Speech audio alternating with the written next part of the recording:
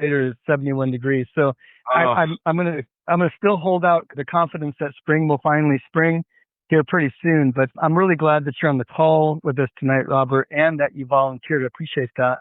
We're gonna have a mini session of about 15 minutes. It'll start here in a moment or two, but in fact, let's just kind of dive in and explore what you'd like to be coached around. What's the topic that you'd like us to be exploring well, today with coaching?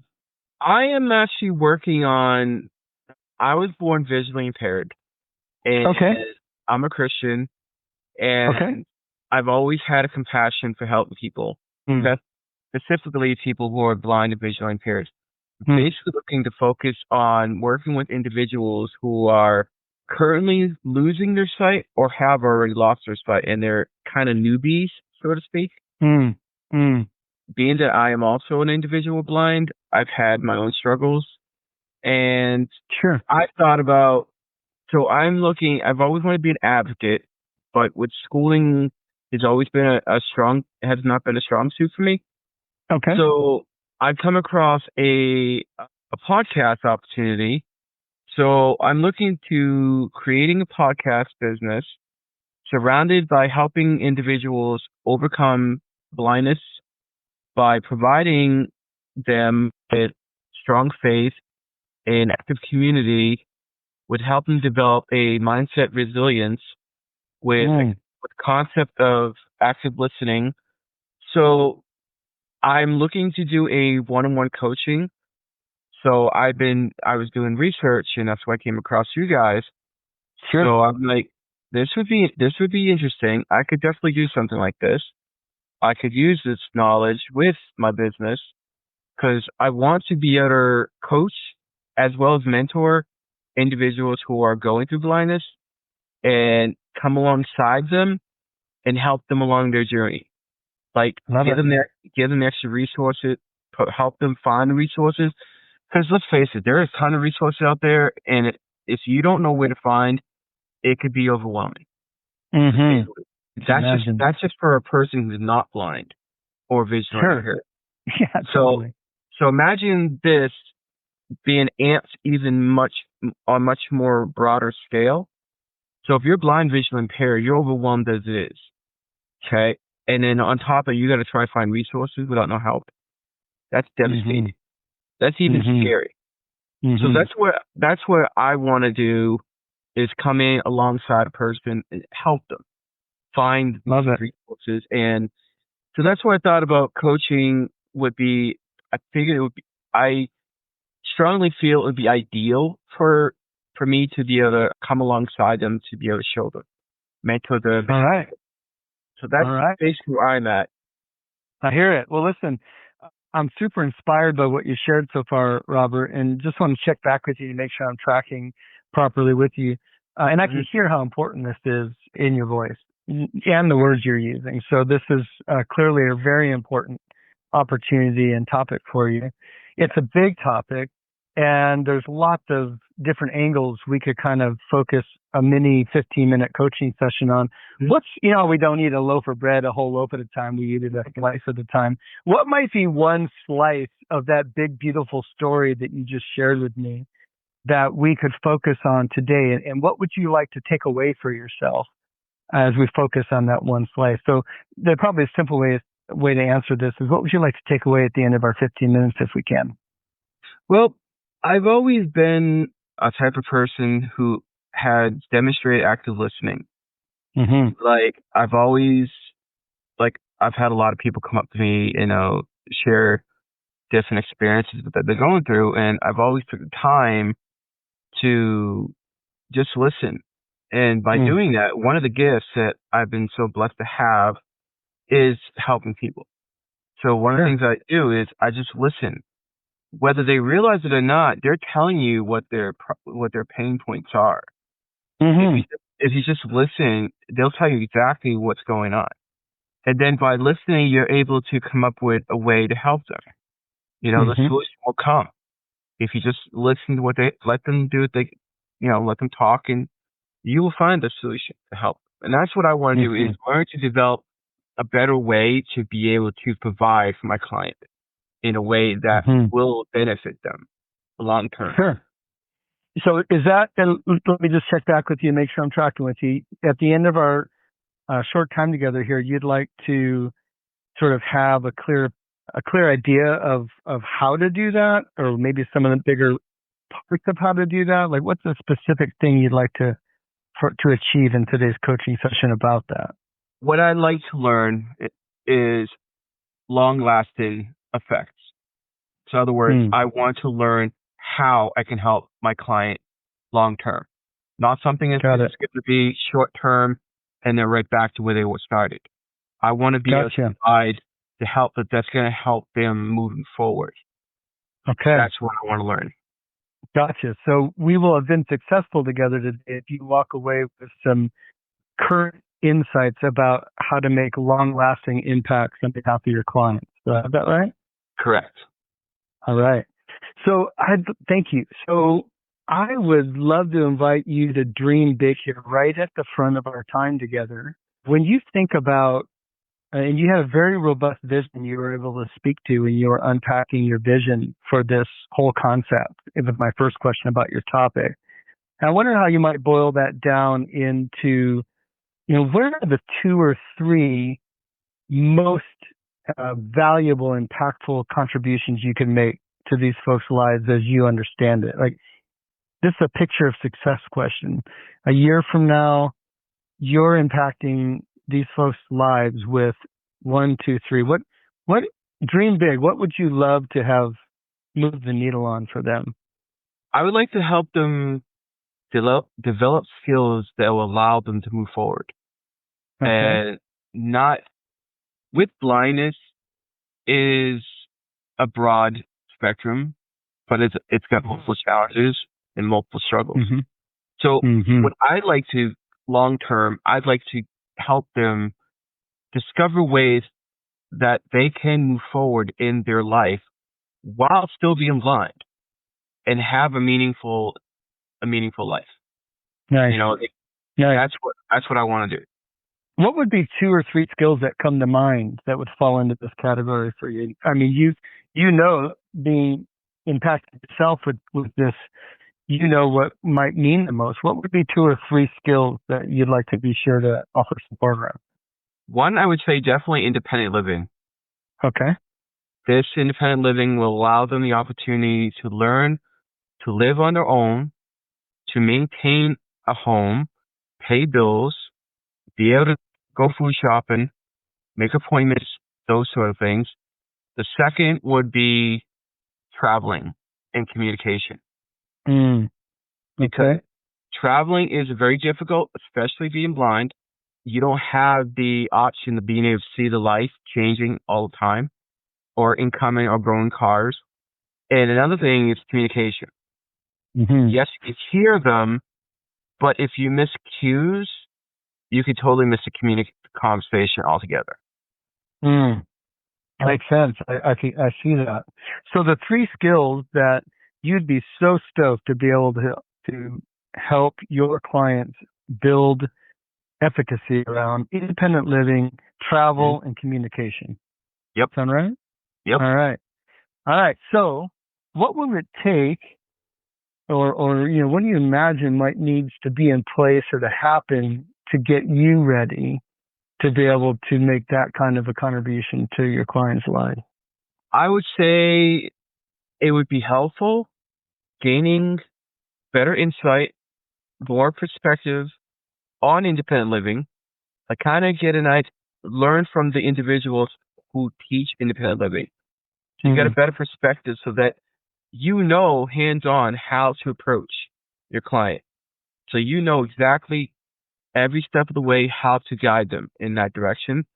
And as far as mobility, learning hands-on mobility skills, learning from a mobility instructor, learning what they know, their ins and outs, communication, learn things like Braille, for example. Braille is very impactful for blind individuals because Braille is one of the things that they use. And it would be more helpful if more facilities have that option, like restaurants, for example. Blind people cannot read a menu. So if restaurant would have that ability to have Braille menus, that would be very suitable. Like, I know for a fact that Cracker Barrel, for example, they do have a large Braille menu. I think they're probably the only restaurant that actually provide that. That would give my client, more of a, what's one for? If they were able to like go to a restaurant and be able to order on their own without any assistance. I mean, don't get me wrong, assistance is always good, but if they're able to do it on their own, that will make them feel more like they're accomplishing something on their own. Like they'll build their self-esteem. Yes, I get it. And as far as traveling, if they had more mobility training, they'll be able to discover more creative ways to travel and still use the skills that they've learned. Like, for example, for me, when I attended the Carroll Center for the Blind up in 2001, 2002, one of the things I've learned was when I was going to, I want to say, the Boston Museum of Science. What I did was I called the Boston Museum of Science. I had a recorder, and I recorded the whole conversation, the address, and everything, which that gave me more confidence because I knew where I was going. I knew how to get there and all that thing. Yeah. So these are different ways that a client can do that. They have their cane. Some have seeing eye dogs. If they would just get more information and have it handy for them, they would be to develop more confidence in their abilities as a traveler, as a communicator, and as an individual. Absolutely. Makes sense. Well, listen, this is, I'm getting inspired just by, I can see your vision. I can feel it. And this idea of creating services for visually impaired clients that help them develop skills that support them moving forward with their lives. And the three that you've identified, learning from subject matter experts about, the tips and tricks and all the competencies around independent living that you could bring to your clients, mobility training to make travel safer, more enjoyable, less anxious, communication skills, opening up opportunities, potentially with more content in Braille, as well as just, I heard you describe a couple scenarios where they'd be outside of their normal circumstances. They're going to need to, learn or know how to communicate comfortably. Yep. So it sounds like really life-changing stuff that you're sharing here. Robert, if you were to imagine with me, let's say a year from now, and let's say there's 10 visually impaired clients between now and a year from now, and you were able to meaningfully help them develop skills in all three of these areas that changed their lives and made a long-lasting impact, how would you feel about that? I would feel like I accomplished the goal. But what makes me feel even better is that I was able to make a long-lasting impact on those individuals. Yeah. And that experience would go along with me and provide me more feedback so that I will know how to help more clients. So I would take that research, like that information, and I could use that for other clients. Build on it. Right. Yeah. Like I say, I've had experience in this, I find that this work, and I would demonstrate it to the client and, bring it up to them, see what they think, and go from there. Take one step at a time. One step at a time. Love it. So let's turn towards some pragmatics for the last few minutes of our session here. What resources or support do you feel like you need to find that you'll need in order to succeed with this vision? What are two or three things that come to mind there? I would definitely say, get connected with organizations such as the National Federation of the Blind, the Carroll Center for the Blind, the Lowell Association of the Blind, Mass Commission for the Blind. A lot of these organizations are very well profound, and they provide a lot of resources. So I would say, number one, get connected with a good suitable resources where you can gain knowledge, get skills, training that you can be more effective to your client. Number two, learn adaptive technology. Adaptive technology is very, very useful because it offers the client a numerous amount of resources. Okay. For example, there is tons and tons of adaptive technology. For instance, visually impaired individuals like myself, we rely on technologies such as Zoom text. Blind individuals rely on JAWS. There are CCTVs that help us navigate while we're reading. There are small devices, handheld devices that are small enough that can go in a purse, go in a bag, go in your pocket, and very effective, especially if you're in the supermarket. You can pull these out and it'll help you read, allow you to read like the cans. And also there are devices that will read it for you. And there are devices that you can scan it. It helps you tell you what money you got. Like whether it's a dollar bill, $10, $5. There are different types of system devices. Like for example, even when you're pouring water in a cup, there's a device that will beep, let you know if it's too hot or too cold. Okay. There are thermometers that will talk with you. There's also technology that Audible for your TV that will just auto descriptive that will tell you exactly what's going on every step of the way if you're watching a movie. Sure. So there's so much there's so much technology out there. It's just exposing yourself to it. You've learned. So if your client needs something, you know firsthand what they need. You can offer it to them. And the third option is get to know your community. Get to know your surrounding areas. Like especially if you're traveling. Is the road bumpy? Is it flat? Is there construction? Do the lights, like for example, there are lights that will speak to you. Like if you're crossing the street, it'll tell you the numbers. It'll tell you when and not to cross. Get to know your visually impaired or your seeing eye dogs. Get to know the schools. There's training. There's a lot of training for that. There's canes. There's so much information out there that anybody, doesn't matter whether you're blind or not blind, you can seriously get overwhelmed. For sure. But if you have a person who can help guide you and direct you, it will alleviate half that stress. All right. These are good ideas. So I've heard, I'm just going to check back with you. You talked about 3 things, the resources that you would need in order to live into this vision that you have. One was to get connected to organizations. Most of them sound like national level organizations that have a lot of resources, expertise, and networking going on. Yep. Second thing is that you'd want to learn about even more about adaptive technologies and how you could introduce them to your clients as well.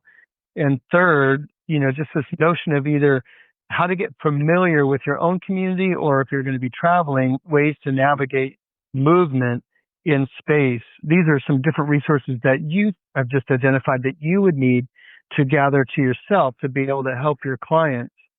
On a scale of 0 to 100%, what time is it right now? How committed are you to pursuing these things? 0 to 100% right now. I am committed to doing it. One of the things that I am lacking at this particular moment is funding. That is my biggest struggle, is funding at this particular moment. I work part-time, and I've been fighting with Social Security to getting my blindness status returned because it was accidentally taken away from me for the last couple of years. I'm in the process of trying to get it back. So I would say my biggest struggle right now is definitely finances. All right. Through the grace of God, I am able to get by, my wife and I, but we struggle, so we take one day at a time. We take what God brings us. God has been very blessful. He has provided our means every step of the way. So I'm thankful for each and every day, a new day, to be able to get up, breathe, be able to help people. And absolutely. At my job, it allows me that opportunity. I am a loss prevention officer at the Home Sense in Woburn. Okay. And it is very filling because it allows me to engage customers, but at the same time, I'm able to help make a difference in my store. which is very Absolutely. rewarding for me. Absolutely. Absolutely. Well, Robert, we are needing to turn the corner and land the plane together. I can hear the earnestness in your voice and with the ideas that you've been putting on the table in this coaching session. And I also am moved by your approach to each day and the faith that you have that, God's going to provide and open doors for you where you're supposed to be. And Right. so, I'm just curious, as almost last question for the session for now. What might you have noticed or learned about yourself today through this coaching session, either about the topic that you picked or just about yourself? I would say I learned that I'm very observational. My willingness to put other people's needs before my own it's always been one of my strong suits. Mm-hmm. I enjoy helping people. I feel the joy from doing so. Sure. And what I've learned from myself during this session is that anything's possible. You put God first. God will provide. That is one thing I've learned, is that putting God before myself, anything's possible. Whatever He wants to do, He's going to do. Well, I'll tell you what, I am really looking forward to seeing where all of this leads for you. Of course, this is just a mini 15 or 20-minute coaching session, but you really showed up super coachable. I really appreciate that. And you just have a compelling vision. I'm a fan already. Last question, and then we'll wrap it up. At the beginning of our session, you said you'd like to work on taking away, some clarity around long-lasting impacts that you could make on behalf of your visually impaired client. Where did you find the most progress for yourself today about that? Well, to be honest with you, talking about those three areas, I want to be honest with you, those three areas, they didn't really resonate in me until talking about it. And that has given me more of an insight as to a direction. Like I already had a direction I want to do with my clients, but this just has those three areas has just opened up even more resources, like more ideas and a more of a direction. Like my concept is, like I said, is basically helping those individuals who are blind, like overcome the life's challenges of blindness, wherever they may be at that particular moment, whether you're just starting out or you just got that heart-racing diagnosis that you're about to lose your sight. Those two there are very compelling and very overwhelming, to say the least. Yeah. The title that I've named the business is called Life Without Sight. And basically what I'd like to do is work with those people. I'm looking towards 18 to 50 years old. Work with families who have individuals who they're caring for, agencies that these individuals live in. Work with people like that. I want to have guests come on the show from the community, from the state, the federal, who can present resources. I also want to have around the table discussion where people can come on the show and we could have a discussion, share their experiences, because there might be someone listening that may be going through similar, and they can have oh wow. So those are just some ideas that I have in store for.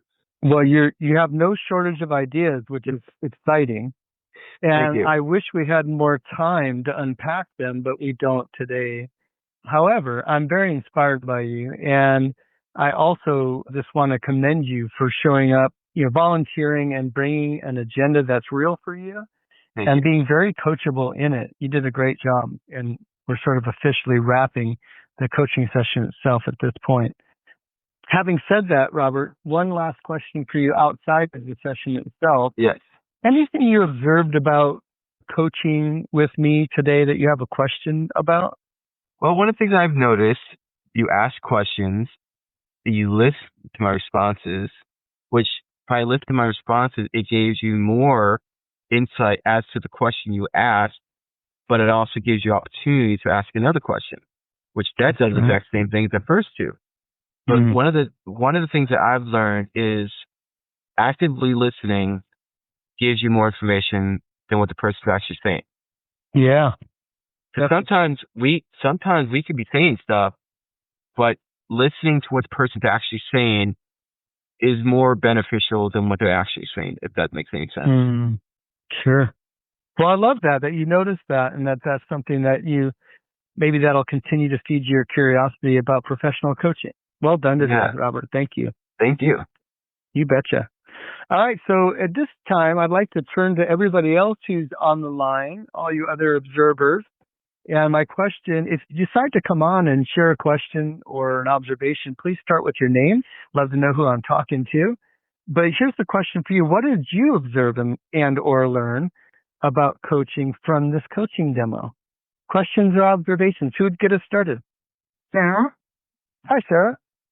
So I'm calling in from Illinois. Okay. Before I share any observations, I think I'd like to say first that as an observer, this was really, truly refreshing to listen to. And so I appreciate that opportunity to just, observe and really listening to this conversation. I just felt really refreshed. And I appreciate, Robert's being open and sharing this with all of us. Yeah. I think I'll two quick comments, one each for Robert and then one for you. So, one, thought-provoking questions were asked by the coach. As many times that you asked, different questions, it's like it felt very deep to me. And it felt like you were trying to, maybe a good expression to use is someone who has a magnifying glass and you're trying to really look deeper, and to see into his vision. And so I truly appreciated how thought-provoking the questions, were. If he's observed anything about himself during the coaching session, what resources is he going to need, taking him into the future and trying to see what the impact could be, casting vision and what are we going to need together. So I truly appreciated the thought-provoking questions. And this, Robert, I also very much, so I think at the beginning, when Lisa asked, what does a client do? I think one of the clear things you mentioned was, a client having a clear agenda. And I think Robert did have that agenda at the beginning when, what do you want us to, talk about?